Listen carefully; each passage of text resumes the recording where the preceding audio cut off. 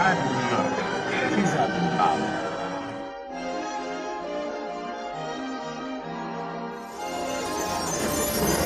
Welcome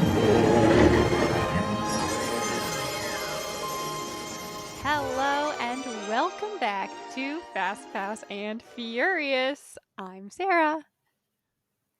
I'm Amanda. And I'm Skylar. Yippee! This is episode 4, and in this episode, we're going to be talking a lot more about Universal since we didn't talk much about that last episode. But first, how would you guys like to play a game? I would love to play a game. Games. Okay, and feel free to play along at home. You audience, you. Which of these in the Disney short series Disney 365? You know what I'm talking about? No. Is this... I think I know what you're talking about. They played it in the commercials. Disney 365. Okay. What? Continue with the question. It might All I ring know a is bell. pass the plate. I remember Pass the Plate. Fine, I'll do the pass the plate question first. Oh, there's a pass the plate question? There was. Okay. Oh. Which of these ingredients was not featured on Brenda Song's Pass the Plate? Spinach, fish, or chicken? Chicken. Buzzed in. Chicken. Chicken. The answer was chicken. Oh, I knew it. Amanda didn't know it because she's a vegan. What's chicken? Okay, well, that's fun, but tell us what they made out of those things. So spinach, they made poached eggs with spinach from Australia, spinach salad with citrus fruits from France, creamy spinach soup from the UK, baked spinach balls from the US. But, are the baked spinach balls, a quintessential American dish? I don't know, because that is what is representing the US That's in the spinach episode. Okay. What, you guys don't eat those?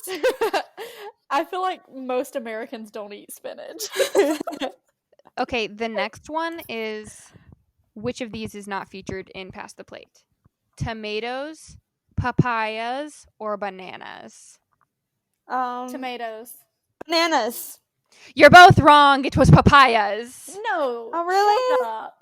Mm-hmm. I feel like I can hear someone saying papayas on Pass the Plate. Papaya. Yeah, I know, right? Pass the papaya. Papaya. No, they had a mango episode, but not a papaya. Oh, okay. That's probably what I'm No, I thinking do of. remember the banana one, though. Mm-hmm. Oh, I did not. They had banana smoothies, grilled and they did banana and, rice, didn't they? Yeah, from Brazil. Yeah. Cool stuff. All right, here's the next question. It's not about Pass the Plate anymore. We've done that category. You've exhausted all your Pass the Plates. Yes. Okay. Do you guys remember Mike's Super Short Show? No. Kind of, yes. You gotta remember, I was born in 2000, so I never have any idea what you guys are talking about. We have such an age gap. Yeah. Okay. Who was not a guest star on Mike's Super Short Show? Allie and AJ, the Cheetah Girls, or the Jonas Brothers? I'm gonna guess the Jonas Brothers. The Jonas Brothers. Maybe I should stop saying the fake answer last. Okay, listen. I just found out that AJ from Allie and AJ voices Catra on She-Ra, and I'm in love with Catra, and now I don't know if I'm in love with AJ from Allie and AJ, and it's very confusing. I saw Allie and AJ in concert last year, and it was amazing. Really? Yeah, they went on tour. To see them too. I remember me and my cousin used to pretend like we were Allie and AJ, and I was always AJ because her name is Amanda. And so I thought that, like, I was her. I used to pretend that me and my friend used to pretend we were Tia and Tamara Mulry Mm-hmm. because Well, we wanted to be the Twitches. Yeah. well, me and my cousin used to pretend that we were vampires. Not that we were any sort of vampires, but that we were vampires. Did you bite each other? No, but maybe we can have our roommates on this podcast at one time, and they play werewolf, and they do bite each other. So. Yeah. Shout out to Emily, and shout out to Taylor. Here's a question. Which Disney Broadway musical did the girl host of Disney 365 get to make a guest appearance on in the musical? Like, she got to be in one of the numbers of the musical, and I was so jealous watching it. Which musical? The Lion King. Aladdin. You're both wrong. Oh, I could have sworn it was The Lion King. You said you've never seen this show before. I haven't, but I feel like they promote The Lion King. It was Newsies. No, really? Yeah, she got to be in an episode of Newsies. I remember specifically it was the part where they're passing around the papers up and down the ladders. They're just like throwing the papers around, and she got to be like one of the kids like up on one of the platforms, and like she grabbed the paper and she would throw it down, and she was only in that one scene because she was not a Broadway performer, but I was so jealous. Oh my goodness. Who else has got some questions? Do you? I do have a question, and for some reason this question popped in my mind. But can you guys name the 3 resorts on Disney property that opened the same year that Walt Disney World opened? No. Well, you want to try? Can you tell me what what tier they're in? They are all the expensive tier. Okay. What is that called? Moderate. Deluxe, yes. So Grand Floridian. Okay, so I am going to say Grand Floridian. I think that's right. I know that the Swan and the Dolphin aren't owned by Disney, but I also think that they're very old. Yeah. I'm not really familiar with a lot of the deluxe ones because I'm never going to get to stay in them. Like, I feel like So- the Polynesian has too much theming for it to open the same year. And the I agree. Contemporary, it could be the Contemporary, but I don't think it is. But it could be. I actually think it might be. Oh, is it one of the beach club or yacht club or one of those? Do you guys want me to tell you? Did we get any part of it right? You did. I believe you got one of them right, which is the Contemporary. It wasn't Contemporary the did Grand open- Floridian? No, the Grand Floridian opened in 1988. And Disney World opened So in it was not open. when 1971. 71. Was it the boardwalk? It was not the boardwalk. It is the Contemporary, the Polynesian, Oh my gosh. What? and Disney's Fort Wilderness Resort. Fort Wilderness? But I think Fort Wilderness looks new. That's crazy. I don't know when Swan and Dolphin opened, but I think they opened I'm gonna look it up right now. towards in the 80s after Epcot opened, because I think there was a deal, or maybe they opened when Hollywood Studios opened. I don't know. There was a deal that when Disney opened, they were like trying to get money and investors or something, and this hotel company was like, hey, we'll give you money now, but when you open up your next resort, we want to put our hotels on your property. And Disney was like, okay, fine. And then they got a new CEO, changed, and then they opened the next park, like completely forgetting about this deal. And then this company was like, okay, we're ready to build our hotels. And the new CEO was like, no, what are you talking about? And this hotel company was like, yes, we have this deal. And so then they built the Swan and Dolphin. So the Swan and the Dolphin they opened in 1989 and 1990. So, next up on the agenda for this episode, we're going to be talking about the new Bourne Stuntacular at Universal Studios. They just officially opened it June 30th, but they had soft openings before that date, so park guests could experience it like when they were doing like trial runs. It's based off of the Jason Bourne franchise, and it's basically like a glorified show. It's very similar to what's that show at Disney? Indiana Jones. Indiana But it's Jones. not. Yeah, But it's not Indiana very Jones. similar to that either. It is okay. Because it's indoors. But it's similar to it in the fact that it's just an action show. Just an action show. Just an action show. Oh my god! How dare you? No, you know what I mean. It is just an action show. So yeah, there's like I guess they punch each other in both shows, but they're very different.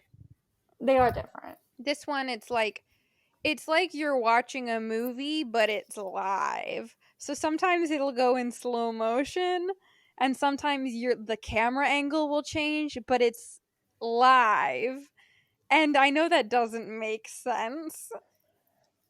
But like they have this big, well, I don't want to spoil it for people. Well, I will. They have this big screen in the back that's kind of their scenery. They don't have scenery or major props like they do in Indiana Jones. It's just this super high def screen, and it's not 3D glasses or anything like that. It's just good screen. And so sometimes they also have set pieces that will track in and out, and sometimes the set piece will like rotate, but then your view of the screen background will also rotate, so it's very much like you're watching a movie, but it is live right in front of you. So I think it's pretty cool. I think that we goof on it more than we actually like it. Like, I guess now that I think about it, technically, like, it's not like the best thing since sliced bread, but I do really like it. Yeah. I think that a lot of the effects are really cool. However, the script is stupid. Like, the first time we watched it, we were already goofing on it in the pre-show, because when you're standing in the line, I don't know if it's going to be different once they have everything like un-COVIDized, like they have people like spaced out, and they had to like move us in weird directions so that we wouldn't be close to anyone. So I don't know if this is how it's going to be, because they also have like a huge theater that you walk through before you get into the actual theater that they were not. But since that wasn't a thing, they just showed us the preview the pre-show while we were in the queue, and the script was already super bad. It's just funny. It's stupid. It's just stupid. We were so it's Julia Stiles, who I guess is a character from I guess we should say first and foremost, we have not seen the Jason Bourne film franchise. So we saw the first one only after we saw the Stuntacular, though. Okay, so you're correct. We didn't really know anything about it or any of the characters. So Julia Stiles pops up on the screen, and she's like, Jason Bourne is a weapon of mass destruction. My employers think he'd be better off dead, but I think that he's better off alive. And also, I have to keep my distance from him for obvious reasons, but I'm gonna let you know how to spot him in a crowd. And it's like, okay, so you let us know how to spot him in a crowd, but like, we didn't know what kind of show we were going into, so we're like, are we gonna have to like find him? Like, no, he is lit up. He's like the only one on the screen for a bit. Yeah, she's like, you can spot him because he is wearing nondescript clothing, like a t-shirt or a hoodie. He wears neutral colors and has the build of an average man. And it's ridiculous. It's a little You're goofy. Like, all right, we won't know. And they had these cars, which I guess the red little Fiat car, I don't think it was a Fiat. It was like a Kia Sorento or something. It wasn't that either, but it was like a little red car, which is probably significant to the film franchise. But they had little prop cars scattered throughout the line.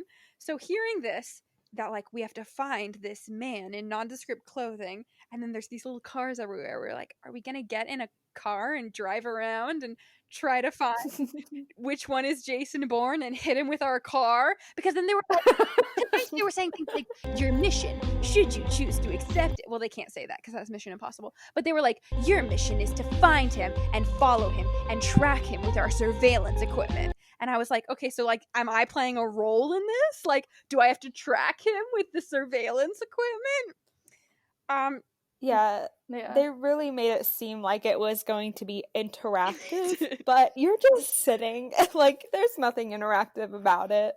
I mean, like, I guess it could be interactive if I, like, went AWire and, like, ran up on the stage, but I don't think they'd like that. Another thing was, so we were watching it during their soft open, during their previews, and so like occasionally things would go wrong, and that's fine, and so they would like have to reset and stuff, and they have several people who are playing Jason Bourne throughout the shows because he like exits one way and he'll enter really quick another way, so they're just like different people, and he's always wearing a nondescript hoodie, so you can't really tell what their faces look like. They were also all wearing masks, but like there was a period of time where they had to stop the show for a technical issue. And the next thing that happens in the show is Jason Bourne flies in from the ceiling. And so there was just a man like above our heads, harnessed in, already like dangling from the ceiling for like a good 5 minutes while they were holding to fix the technical issue, and everyone was just looking up at his little dangly crotch, and we were like, I guess I shouldn't have said dangly crotch. I meant, you know. You meant what you said. I think that the technology that they used was pretty cool. Mm-hmm. Like, when the show started, I don't know if I'm just dumb or what, but, okay, so the screen is really big. If you haven't seen it, it's really big, and it is very high definition, like, clear. And when the show opens, there's, like, a group of people, and there's also 2 real actors. So there's a group on the screen, and there's 2 real actors in front of them. And I genuinely I was, like, trying to comprehend, like, how many people were on the stage. I was like, what's going on? Because there's also, like, a car. And I was like, I know the car's not there, but how many people are actually up there? And why aren't they wearing masks? Yeah, so anyone who was real was wearing a mask, but anyone who was fake on the screen was not wearing a mask, obviously. And also, they hand him a knife through the screen. They don't really, but like there's a guy and he holds a knife up, and then he hands it to one of the prop guys who I guess just like pulls it out of his jacket, but it looks like he hands it off. No, he slides it on the ground. You didn't see the opening at the bottom of the screen, and the knife slides through the bottom of the screen. Keep a look and then he out picks for up that off the knife. ground. Right in the beginning. Yeah. Tell me if that's what it is. I don't know, because there's 2 parts. They hand him like a knife, and then do they hand him a shirt or hoodie. something? They hand him his hoodie, his signature hoodie. Yeah. Yeah, so I think they slide the knife out from under, but I think one of the other guys on stage had the hoodie on him. But I don't know, it's cool. So keep an eye out for that when you're watching it. Try to figure out where the passes are happening. To, like, misdirect you from looking at one thing so that when you go back and then, because they did this in the scene where he's jumping on the rooftops and then he like rips a pipe out from the screen and the pipe breaks, but then he has a pipe in his hand and you're like, wait a second, that pipe wasn't real. Where did he get the pipe from? Yeah. Another thing that's kind of goofy is like, okay, so obviously it's all about Jason Bourne, so any scene where he's fighting, like, he has to win. And there's this one scene where this woman is fighting him and she pulls a gun on him, and I swear, like, his reaction time is so slow to her pulling a gun on him, and like she just doesn't shoot him. Like she just has her gun up and she's like, I'm just gonna chill here until he knocks he's me like, out. listen up, And sir. it's so goofy. I'm gonna give you my evil spiel first, you see? And like he's like standing right there with his back turned to her, and she's just like, you see, Yeah. I've got this gun in my hand, and what are you gonna do about it? And then he's like, oh, I guess I'll just punch you. And she's like, what? How dare you? I should have shot you when I had a chance. But also, that is the same scene where he like launches her across the stage, and her athleticism there is amazing. I do want to pride them for having so many female stunt performers in that show. Yeah. Because you don't see that. Well, you definitely don't see it in Indiana Jones. Yeah. But like in all the fight scenes, there were women just beating Jason Bourne up. Oh, well, and not I too love hard. that. Yeah, not too hard. But I wish they beat him up a little more. But they're just not enough for his average build. His average build and his t-shirt, they can't handle that. They have things, they have like plebeian weapons, like machine guns. And he has just his average body. No match. Yeah. The machine guns are very loud, though. Yeah. They're just like firework noises. Mm-hmm. So if you are sound sensitive, something to consider. And the guy working there did warn us. You know, he said he likes loud things. Yeah, but even this attraction is too loud for him. Something tells me he didn't really like loud things if he couldn't handle this one. Or something tells me he's never seen the show. Even I have to wear my earplugs. And I'm like, yeah, he recommended to wear earplugs during the show, which I don't think is necessary. I also don't think that's necessary. No. But I was also looking at the Orlando Informer, and it also says on that website that to bring earplugs. So I don't know if we saw a different show or if that guy works for the Orlando Informer. Suspicious. I mean, maybe it's just because we're young, healthy years. Don't need no earplugs. Okay, so you mentioned the slow motion part of the Bourne Stuntacular earlier, and I do think we should talk about it for a second because the slow motion part is the best part of the entire show. It is. It really showcases his average amount of strength. Yeah. Because an average person would be able to do that. But basically, he's just, running from the popo. And I genuinely don't know how he does it. And, it's because I don't have any body strength. So I can't imagine doing that. But it's amazing. Just, you'll know it when you see it. He has to use his rippling abdominals.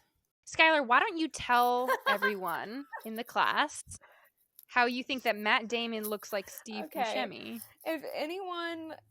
Okay, so this came about because when we were waiting in the queue, they have all these pictures of Jason Bourne on the wall. And there's one picture on the wall that looks like Steve Buscemi. And we were looking at them, and because we didn't know that Matt Damon was Jason Bourne. We'd never seen Jason Bourne. And so we were all looking at them, and I think one of you was like, this guy looks familiar. Like, who is this actor? And I think Amanda was like, oh, to clarify, we said he looked like Matt Damon. Yeah. Amanda was like, he looks like Matt Damon. And in my head, I was thinking he looks like Steve Buscemi. Like, I knew he wasn't Steve Buscemi. Like, quite clearly, this isn't Steve Buscemi. But there was something about him that was reminding me of Steve Buscemi. There's not a photo in the world where Matt Damon looks like Steve Buscemi. But if you guys can find a photo that genuinely looks like Steve Buscemi and it's a photo of Matt Damon, send it our way because I would love to see that. Look at this picture. He's shirtless. No, just any picture. And he's shirtless. The shirtless picture is the one that you think he looks like Steve Buscemi? The shirtless picture?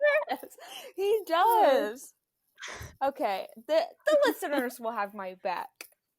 But yes, overall, great show. Bourne Stuntacular. Highly recommend. If just to see the shirtless Steve Buscemi in the queue, I would see it. Yeah, just walk Uh-huh. through the queue and then exit, honestly. Right. Oh, and definitely listen to Julia Stiles pre-show, but don't bother Yeah. sitting through the show. No, just watch the slow motion part. And then just get up and leave. close your eyes during every part. But first, look for the knife. See how to figure out how to do the knife. Yeah. Then look for the pipe. How do they figure out how to do the pipe? Then it's the loud part, so cover your ears. Then it's the slow motion part. And then it's Bourne! Yeah. That is how the show ends. Anyway, I just told you the whole plot, Yeah. so Yep. you don't actually have to go anymore. Also, keep an eye out for the ginormous set pieces that work using projection mapping technology. Is that what that is? That's not what that is. Yeah. Which it's just trackless. So they Okay. just move. Yeah. So yeah, they're programmed to move on a certain Yeah. pattern through the Yeah. And floor. when we were in our previews, I don't know if she was like a director. She was like the MC, Yeah. but just during the she- previews. I can't yeah. imagine that she's there. No, I don't think the whole she's there time. anymore. But she was, when we had a pause, she was telling us about these set pieces, and apparently they're like extremely heavy and they move on their own. So She was like, when they start moving, I'd stay out of their way. But anyways, Also, she said both times we went to see it, because we loved this show so much, we saw it twice. And both times she was like, you guys are a very special audience, because sometimes during these previews, we only use certain effects, but this time, everything is in.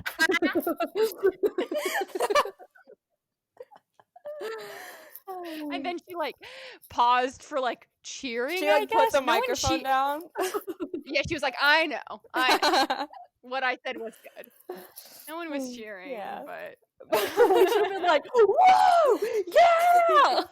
you mean everything is in? Like everything. Like even the knife part? In addition to Bourne Stuntacular, there is another new attraction coming to Universal Studios. It's not open yet, but if you visit Universal Studios, you probably have seen it being built. It is the new Jurassic Park roller coaster. It's under construction. Apparently, Universal has not officially announced that there is going to be an attraction yet. But if you have eyes, you can clearly see that it is a large-scale roller coaster being built right off of the Jurassic Park section of the park.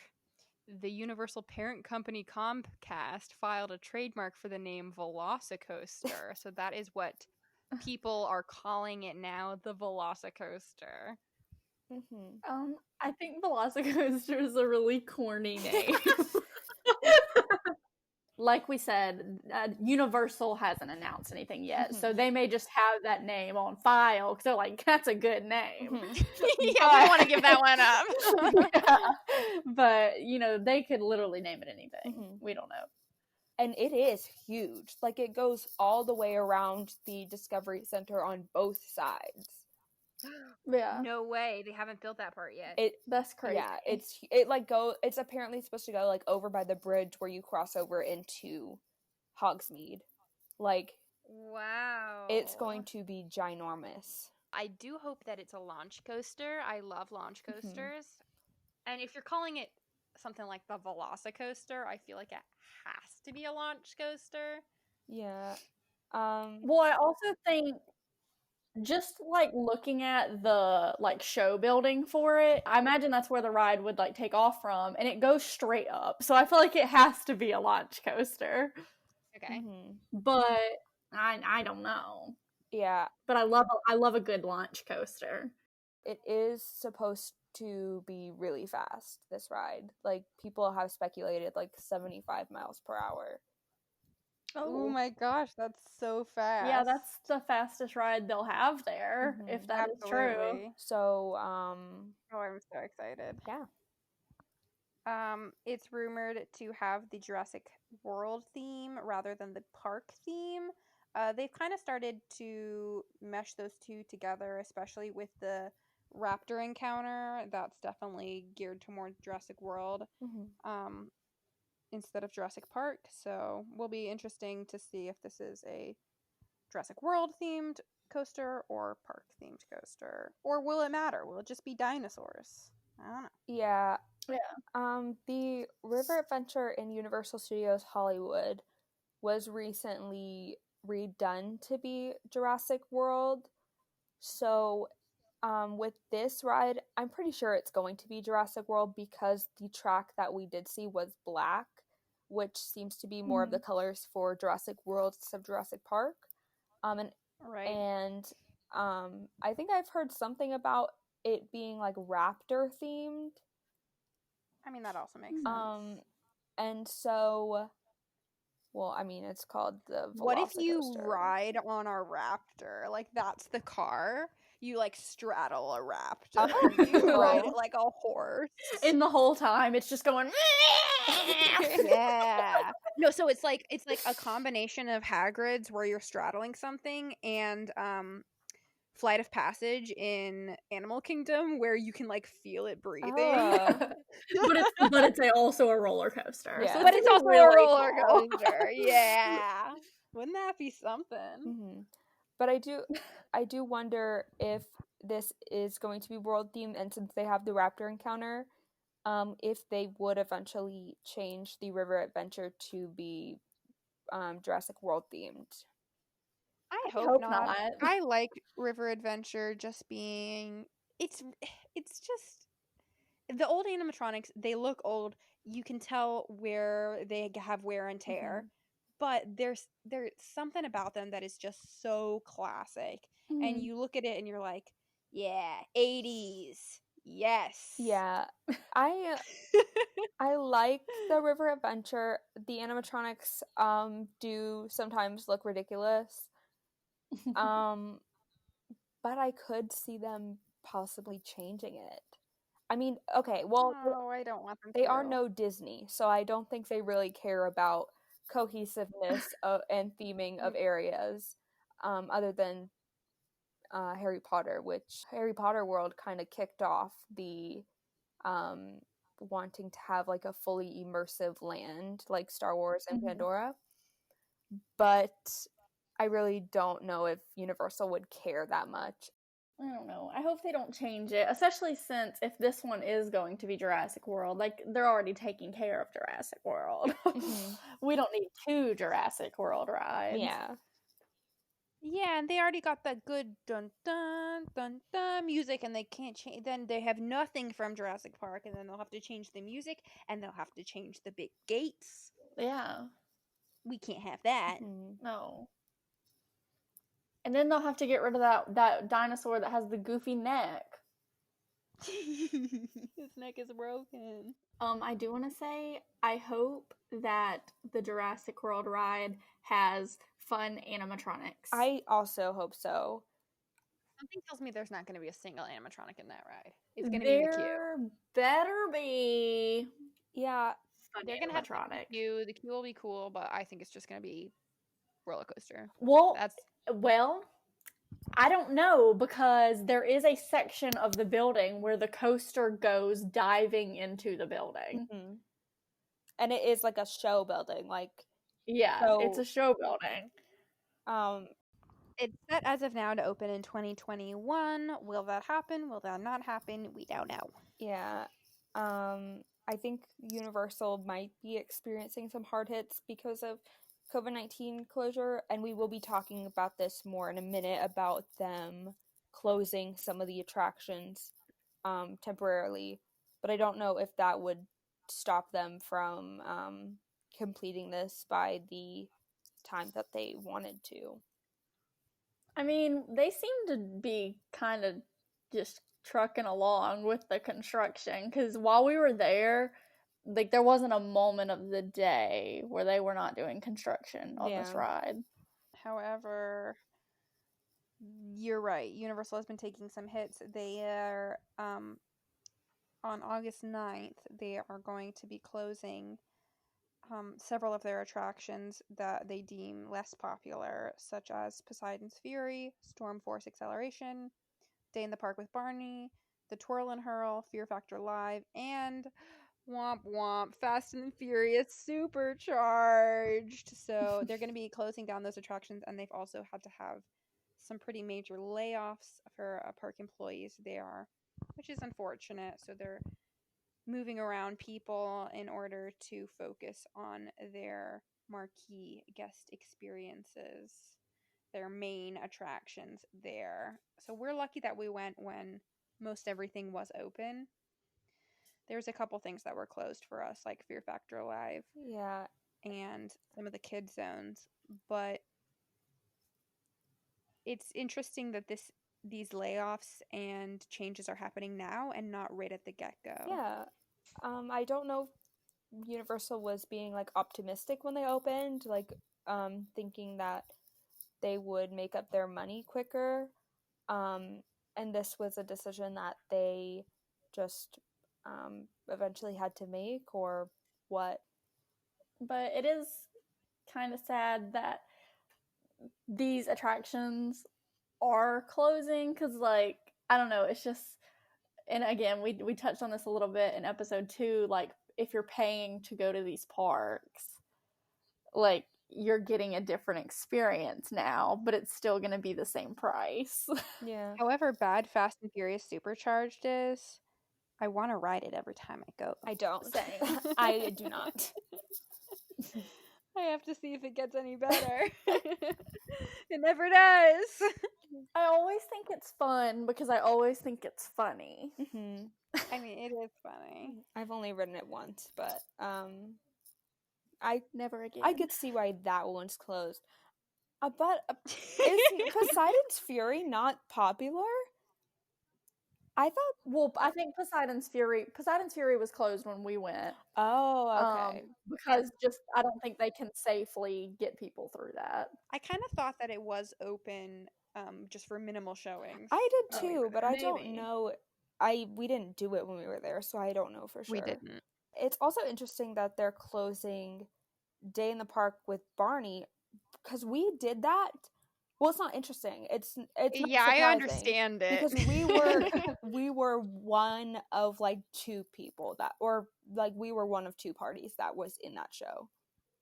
Yeah. And yeah, it was just as high energy as I would expect it to be with a full crowd, but it was a little bit awkward because we were the only people there, and we were the only ones who were singing and dancing along, and we were 3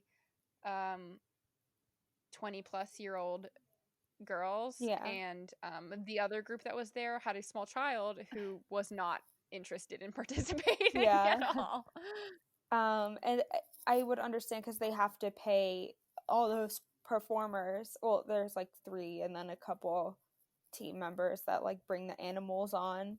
But they have to pay all those people for a show that is for like 3 people, 3 20-year-olds.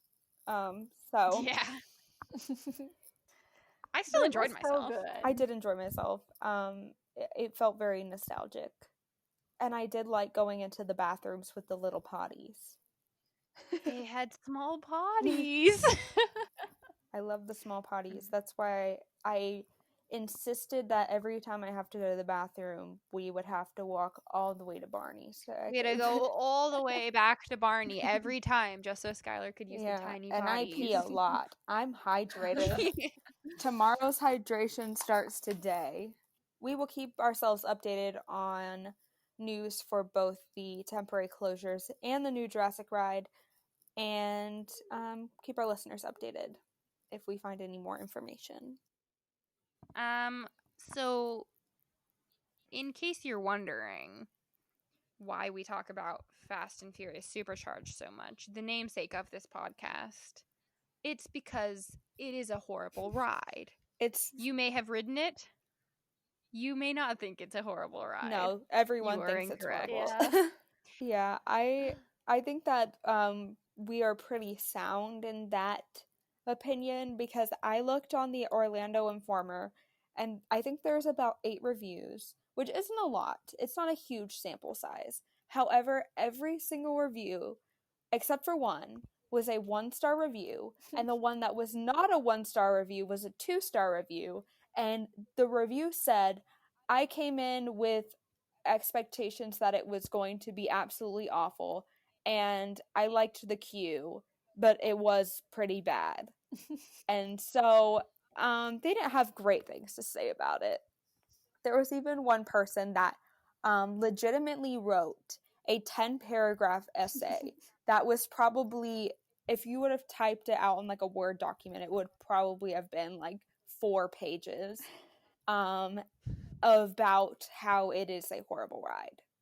So I think the main problem is that they build your expectations so much in the queue, and also just with the name, Fast and Furious. And then the ride is neither of those things. Yeah, I hate to say it. Vin Diesel's acting in this ride is horrific, and I think none of the acting is very good.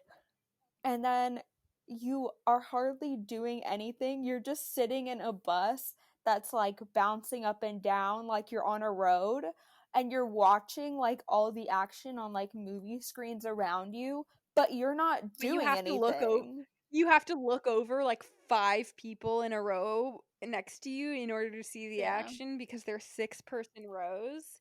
And also the action is horribly CGI'd. Yeah. As if it's not even like in the Jason Bourne one, you're like watching real people do things even though it's on a screen. In this one, you're watching like computer game graphics. Yeah, like 2000s computer game graphics, like not good. And you're supposed very poor to make you believe that you have this going on around you, but you just feel mad.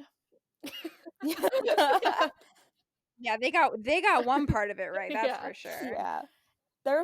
I would say the best part of the ride is at the very beginning.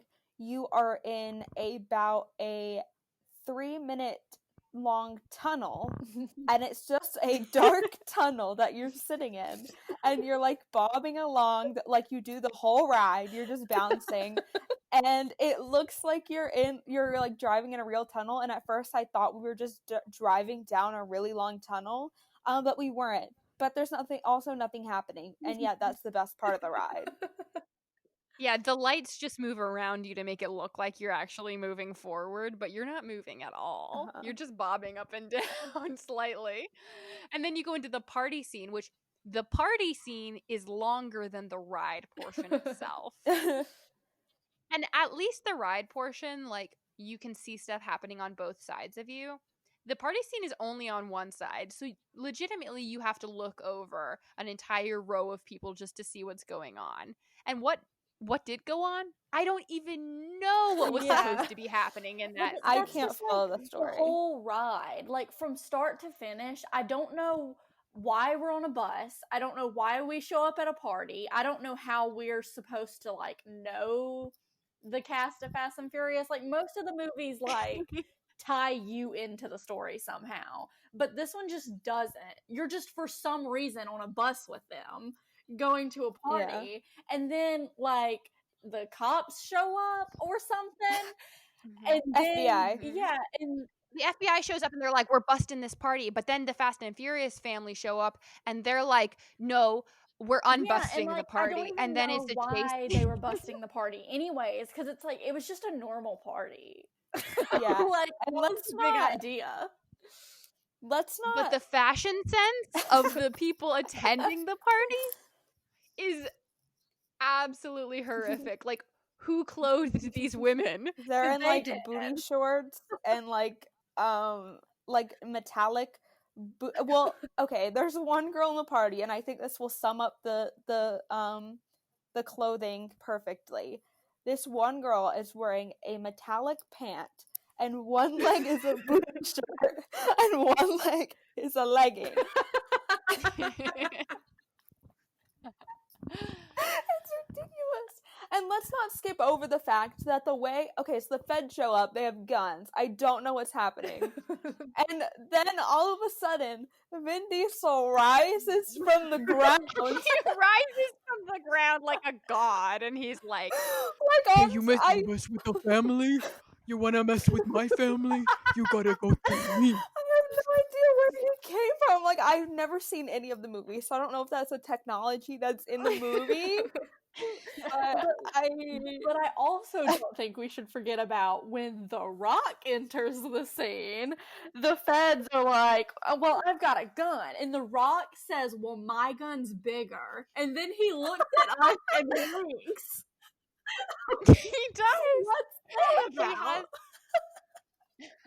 He said, "My gun's And bigger." then he looks at the audience and winks. And then the FBI guy's like, "I guess so, doing." And then we slowly drive away, and then boom, we're in the middle of a chase scene. But like, we just slowly drive out of the party scene onto a busy highway, and everyone's We already drove into like, the parking garage, remember? And that's why we were going slowly, is because we had the lights off and we were trying not to get caught by someone. I don't know who we weren't trying to get caught by. But then they start chasing us, and that's when we're on a highway. And then I thought at the end we ended up in the ocean, but apparently we were in a warehouse. yeah. a drawbridge that's raising up, like in Spice World, and we drive off it like a ramp, and we just land right in a warehouse. I think we land on a barge, and the warehouse is on the barge. But like, did we just crash through the ceiling of the warehouse? Like, see, the story is incoherent. so. I guess we just crashed, and then like we start slowly driving away, and Vin Diesel's like, You did good out there. You can can ride ride. with us anytime. Anytime. The bigger the family, the stronger the family. Also, the CGI during the like driving chase scene is so bad that sometimes I can't tell which one is Vin Diesel and which one is The Rock. Or which one is the lady? They all look. They're all the the CGI. same. I just can't tell what's happening, period. Like, Yeah. that whole scene, I was, like, looking around, and I was like, I don't know what's going on. I have no idea. And I guess like the whole thing is you're never actually moving. No. Like you are stationary just about the entire time. You're just bobbing. And you're just bobbing. Yeah. Yeah. Like, it would be one thing if it was just a simulator. But it's not even a simulator. It's just They tried nothing. to trick us into thinking it was a ride. Yeah, it's just nothing. Yeah. However, the cue music, Top tier. Oh my god. Which one of you was telling me that one time you went in the queue and they were playing Turn Down for What for like 45 minutes? That was on a me. loop. And okay. In my mind, I may have exaggerated how often they played that song, but I swear I heard it at least 6 times while I was in line. And that's not a good song. So it's too many times Yeah. by 6 times. yeah. But when they do play Tokyo Drift, That's a good you know time. we like That's a Tokyo good time. Drift. Mm. And okay, when we went, because of COVID, they were not doing any pre-shows.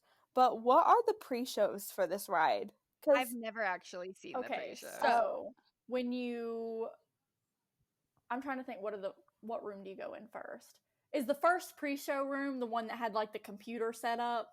There's like a little nerdy looking like intern team member, and you know, they're saying like quirky funny things, and all they're responsible for doing is like pretending like they're answering the phone calls from like The Rock and Ludacris.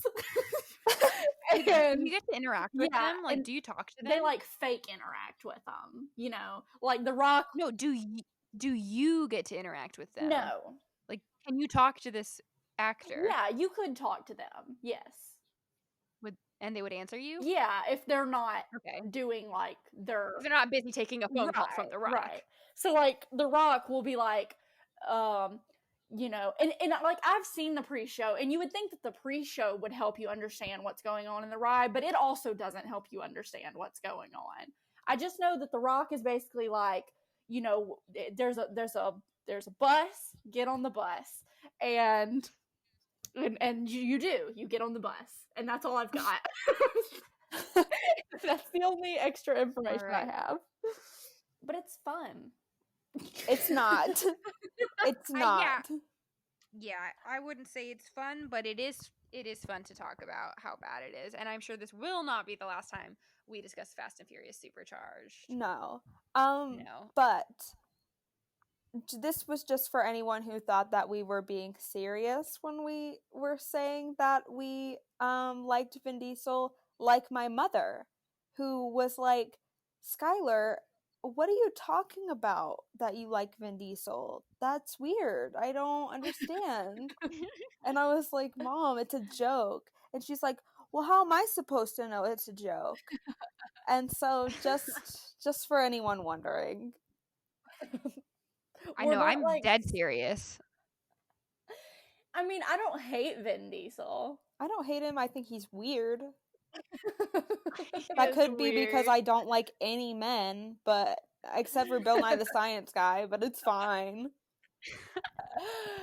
What a fun thing to close out on. Okay, so a couple of, I guess, programming notes that we want to mention. We want some more interaction with you guys. So if you use the hashtag FastPassandFurious or hashtag TBTF,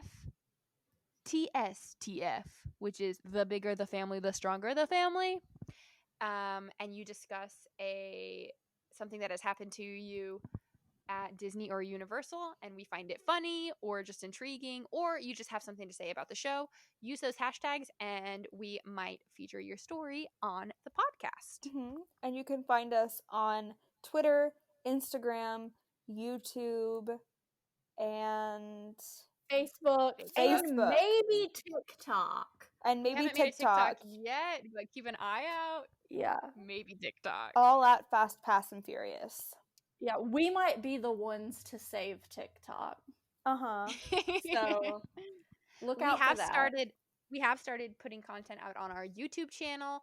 Thus far, we have started making tier lists where we rank things. We ranked Skylar's cosplays, and we have ranked all of the rides and attractions in Magic Kingdom. So check those out. Ready to close us out? Yes. The bigger the family, the stronger the family. All right. Nice. Yeah. We're getting better.